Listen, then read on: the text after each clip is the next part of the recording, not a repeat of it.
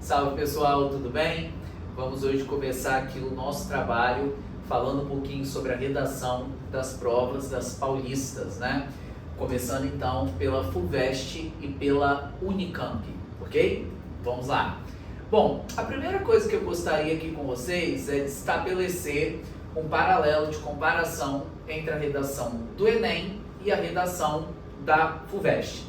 A redação do Enem, do ponto de vista, né, dos temas, ele costuma abordar questões de ordem social e ordem política, mas eu diria que são questões muito mais sociais. Basta que a gente se lembre aí dos dois últimos anos. O ano de 2022 cobrou a questão dos povos originários e o ano de 2021 cobrou, né, a problemática em torno do acesso ao registro civil.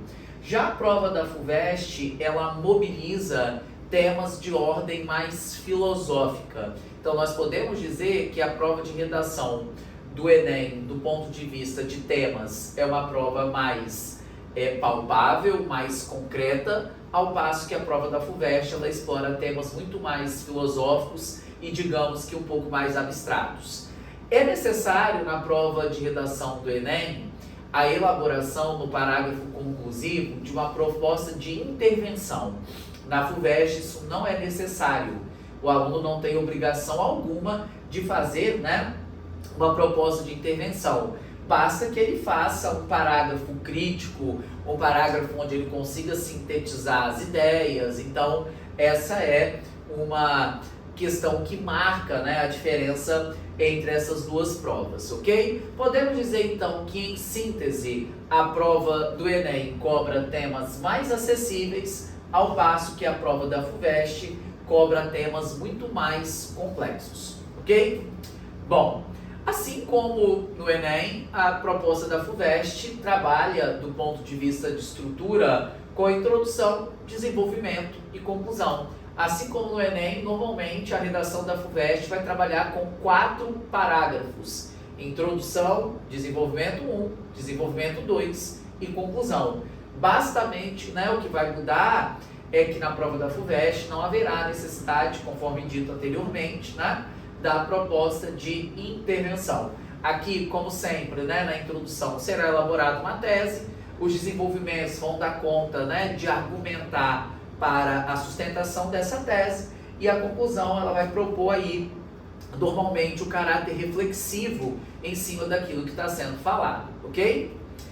Bom, como que a prova da FUVEST ela é avaliada? Vale 50 pontos. Esses 50 pontos, eles são divididos em 3 critérios: o desenvolvimento do tema e a organização dentro da estrutura do texto dissertativo argumentativo, isso terá peso 4, a coerência dos argumentos e a articulação das partes do texto, que seria coesão e coerência, isso terá peso 3, e os aspectos gramaticais terão peso de número 3. E aí, isso tudo coloca a gente para pensar a seguinte questão: a prova da FUVEST é uma prova que, ao contrário, por exemplo, da prova da EMESCAM, né, particular de medicina aqui do Espírito Santo, onde cada desvio gramatical é punido com menos 0,25, a prova da FUVEST dá muito mais peso no desenvolvimento do tema.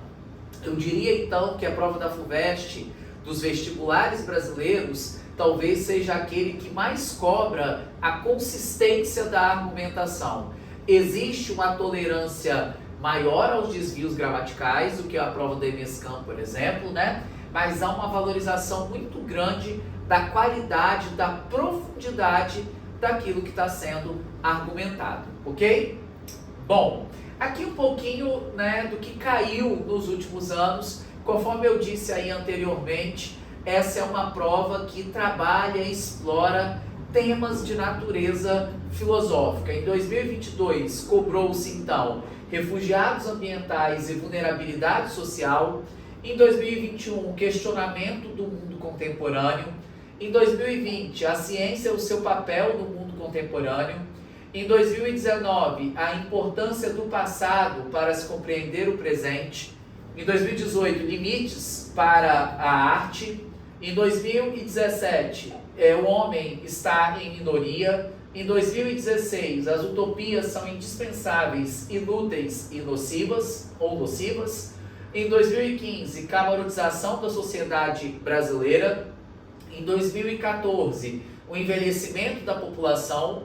Em 2013, o consumismo. Em 2012, a participação política é indispensável ou superada. Percebam vocês, então, antes da gente passar para a próxima tela, que todos esses temas, eles não são necessariamente uma situação, problema concreta. São temas que sim, têm implicação no mundo contemporâneo, mas são temas que vão demandar do aluno muito mais uma análise filosófica, uma análise crítica, a mobilização de argumentos filosóficos, sociológicos, do que aquela coisa do Enem que a gente sabe que tem um padrão, né? Onde a gente enxerga as falhas do Estado, o problema da sociedade. O Enem tem uma linha de raciocínio padrão, por isso que a gente consegue trabalhar, por exemplo, com os esqueletos, com os modelos de texto prontos. A prova da FUVEST não admite isso, porque trabalha numa linha muito mais profunda de qualidade de argumento, ok? Bom, aqui eu trago para vocês uma redação que tirou nota 1000 na edição de 2021. O título dessa redação é A Razão Instrumental na Desordem do Mundo. Este é um detalhe importante. A prova da FUVEST, ela exige que você coloque um título na sua redação. Ah, Renan, como que eu crio um título?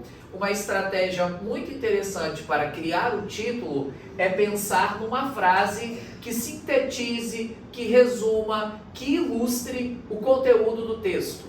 É muito interessante, então, que a gente tenha como título, né, uma frase guia, que eu bata os olhos nela e consiga imaginar o que eu vou encontrar dentro do meu texto, tá certo? Bom, então eu tenho aqui, para Augusto Comte, notável filósofo, a ciência seria o meio a partir do qual a sociedade atingiria o estágio positivo, o máximo grau de desenvolvimento.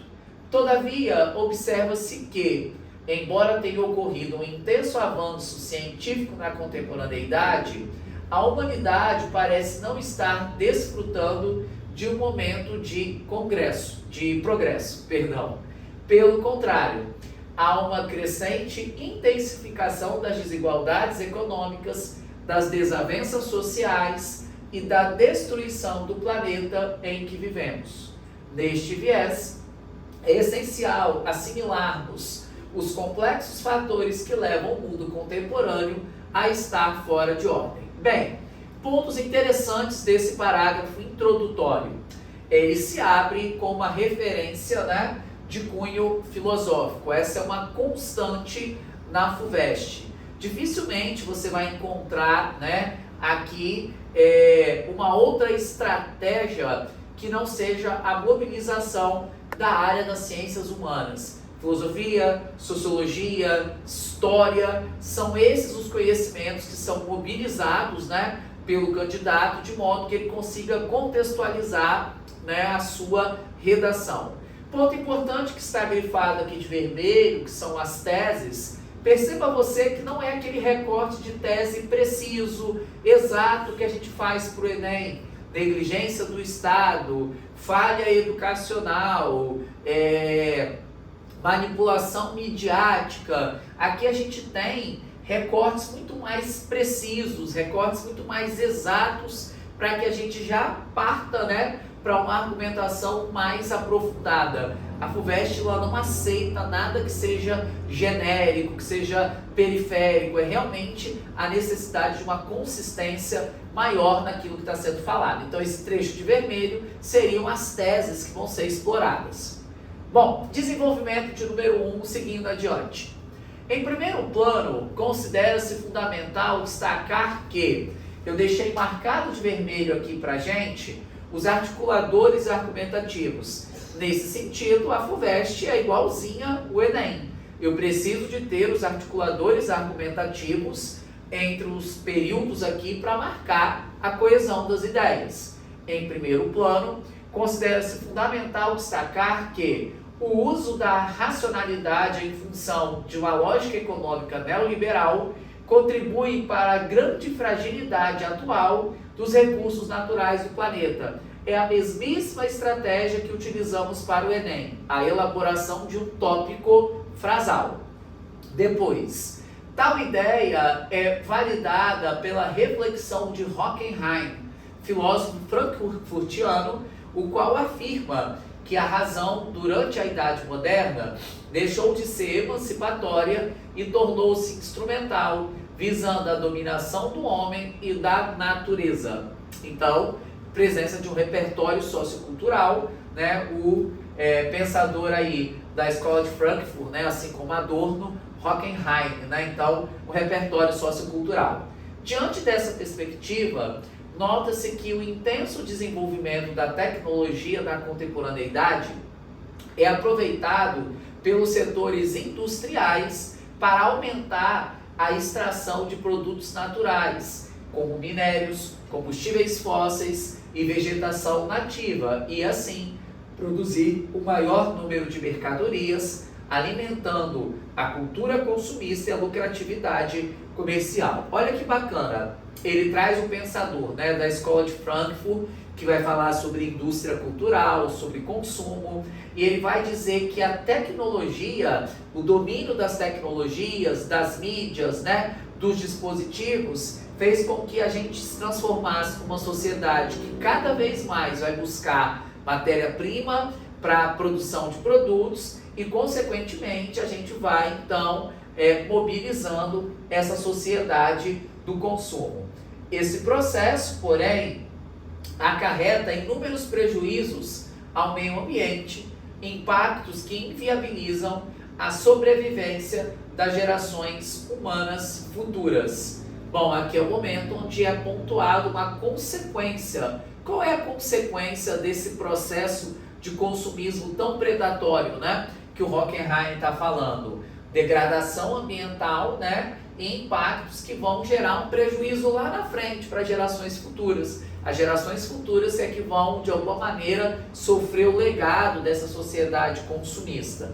Depois, desse modo, a crescente destruição do planeta fomenta o seu estado de desordem. Seria essa, então, mais uma consequência desse processo de extremo consumismo. Percebam vocês que é uma estrutura de parágrafo que lembra bastante a estrutura do Enem, né? Não há nada que a gente não tenha visto na prova do Enem. A grande questão que a gente vê como diferença aqui é a profundidade da argumentação, né? Uma incisão maior em relação à questão das consequências, o repertório sociocultural mais bem encaixado, ok?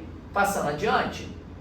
Ademais, vale pontuar que a superficialidade das relações sociais contemporâneas, em razão do domínio do capitalismo sobre o cotidiano da humanidade, favorece a desestabilização do mundo odierno. Tópico frasal, né? Ali a gente tem a presença de um tópico frasal. Acerca disso, é pertinente destacar alguns aspectos da obra literária Quincas Borba, de Machado de Assis, na qual o protagonista Rubião, após tornar-se herdeiro universal das riquezas de seu falecido amigo, se vê rodeado por amizades falsas, como Palha e Sofia, que se aproveitam da ingenuidade do amigo para absorverem o máximo possível de seu dinheiro. Tal situação relaciona-se intimamente ao cenário contemporâneo, no qual o mercado tornou-se o grande modelador da sociedade.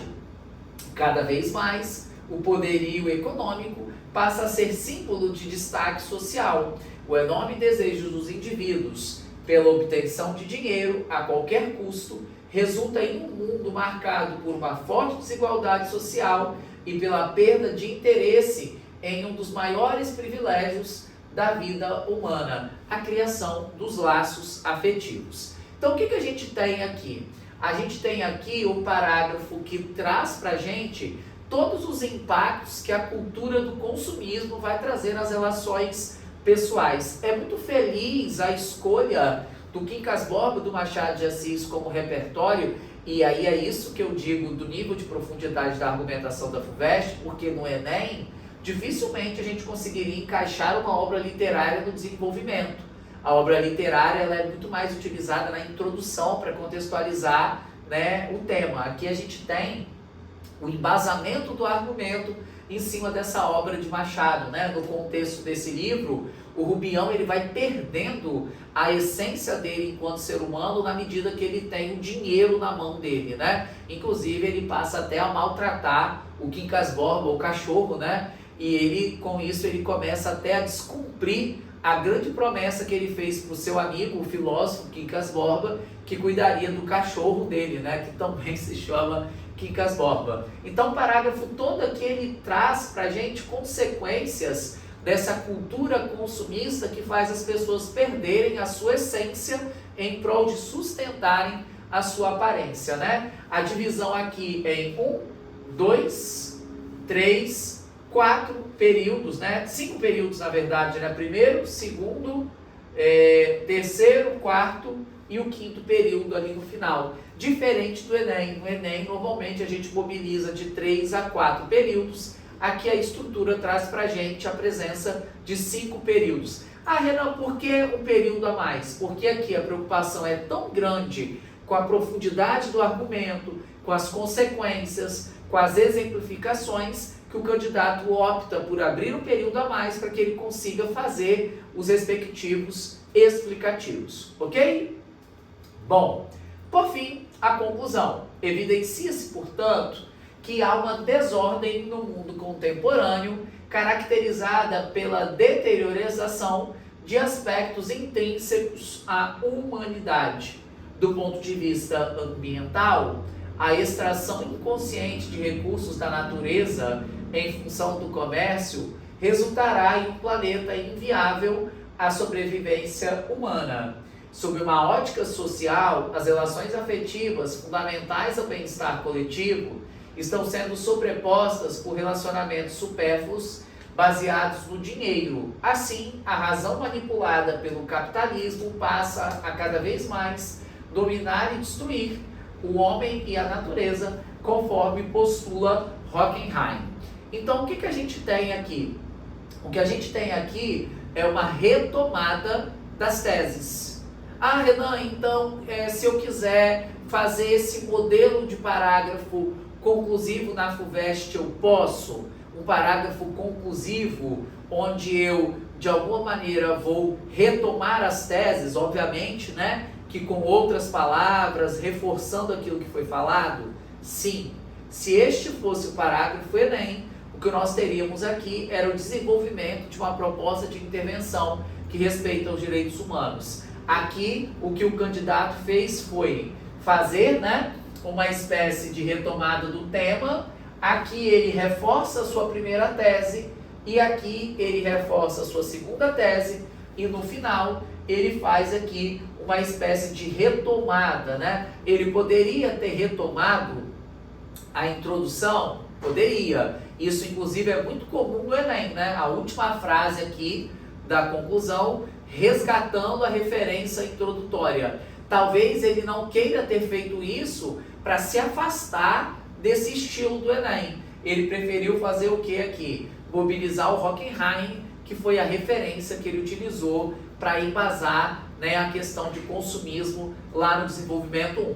Então, pessoal, em síntese, a redação da FUVEST é uma redação de teor filosófico com uma estrutura que vai exigir de você um embasamento argumentativo muito mais profundo do que o que a gente faz no Enem. O Enem são aqueles chavões que a gente está acostumado a utilizar. A prova da FUVEST ela vai muito mais além, por isso que é uma prova, né, que tem um grau de dificuldade muito mais elaborado. É uma prova que está muito mais interessada em ver o desenvolvimento do argumento do aluno e não necessariamente, né, os aspectos gramaticais, como é a prova da IBSCAM, ou aquela argumentação um pouco mais concisa, um pouco mais rala, como a gente enxerga na prova do Enem, tá certo?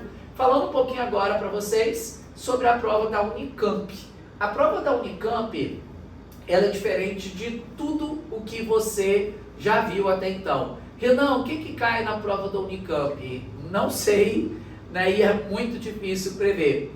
A prova da Unicamp, ela caminha na contramão de tudo aquilo que é feito nos exames de vestibular no Brasil. Em 99,999% dos exames de vestibular, o gênero textual cobrado é dissertação. Na prova da Unicamp, pode ser cobrado qualquer gênero. E esse gênero, ano a ano, ele vai mudando. Isso lembra muito o antigo vestibular da UFES, antes, né, de utilizar o Enem como critério único, né, o SISU. Na UFES, na época que eu fiz vestibular, eu tive que escrever uma narrativa, um cartão postal e uma carta. 3 gêneros completamente diferentes entre si. A FUVEST, ela trabalha com a dissertação, o Enem trabalha com a dissertação. A Unicamp trabalha com esses gêneros completamente abertos, completamente imprevisíveis, ok? O que a Unicamp cobra, né, enquanto critério de avaliação? Se o aluno ele atendeu a proposta temática, lá a redação vale 12 pontos, tá? Então são 1, 2, 3, 4 critérios, talvez seja 3 pontos para cada critério desse aqui, tá? O atendimento à proposta temática, se você está sendo fiel à proposta, se você atendeu ao gênero textual proposto, então se está sendo pedido uma carta e você escreveu um poema, você não está atendendo o gênero textual. A leitura, que seria o aproveitamento dos textos de apoio, se você utilizou, né, as informações do texto de apoio a seu favor de uma maneira boa, e a articulação da escrita diz respeito à fluidez, à organização das ideias, que seria a coesão e a coerência textual, ok? Aqui um pouquinho do que já caiu na FUVEST nesses últimos anos, né? Ó, a redação 1 de 2022 post textão sobre superexposição de crianças e adolescentes, né, na internet. Muito massa. Era como se você fosse fazer um texto lacrador de Instagram, um texto lacrador de Facebook, aquele texto, né, que você escreve para lacrar, manifestando as opiniões de uma maneira mais forte, mais incisiva. Depois, o manifesto sobre o corte de verbas na ciência e tecnologia. Aí é uma outra vibe de estrutura textual. Em 2021, cobrou-se discurso político sobre a retirada de estátuas. Em 2021, a segunda redação, um texto de entrada para o Diário de Trabalhador exposto ao coronavírus. Olha que doideira, né? Escrever um diário, a página de um diário de um trabalhador que estava exposto no seu ambiente de trabalho, né, à Covid. Bom, então você pode estar se perguntando assim, Renan, como que eu me preparo então para a prova da Unicamp? Eu costumo brincar que primeiro você reza para poder cair o gênero textual que você conheça, né? E segundo, é que se você sabe um pouquinho a diferença de tipologia textual para gênero textual, isso já começa a te ajudar um pouquinho.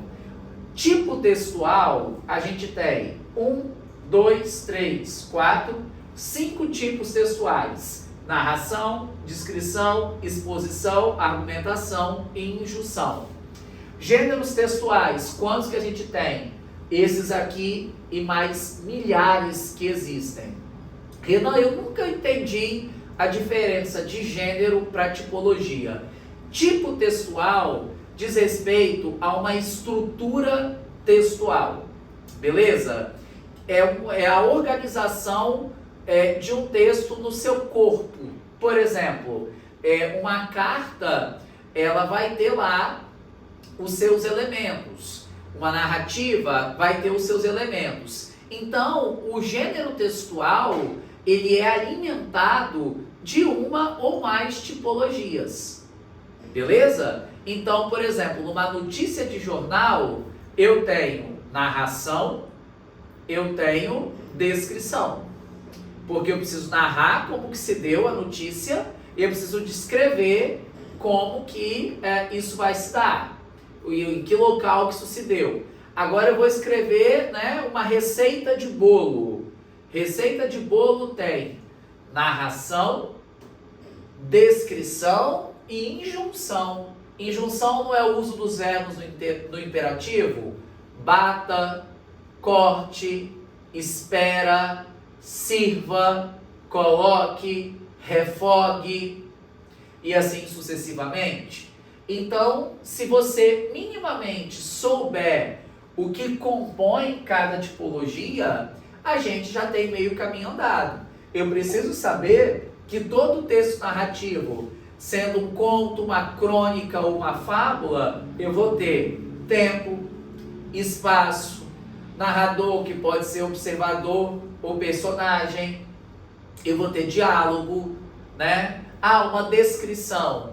Uma descrição, a gente vai ter uma presença muito grande dos adjetivos, dos advérbios. Pode ser uma descrição objetiva, né? Os escritores realistas, igual Machado de Assis, eles utilizavam a descrição objetiva. Eles escreviam as coisas do jeito que elas eram, sem inventar nada, porque eles eram realistas. Agora, os românticos, eles faziam descrições subjetivas. Então, eles criavam um mundo fantasioso, idealizado, segundo o olhar deles. Mas seja uma descrição objetiva ou subjetiva, o que caracteriza uma descrição é a presença dos adjetivos e dos advérbios e dos verbos.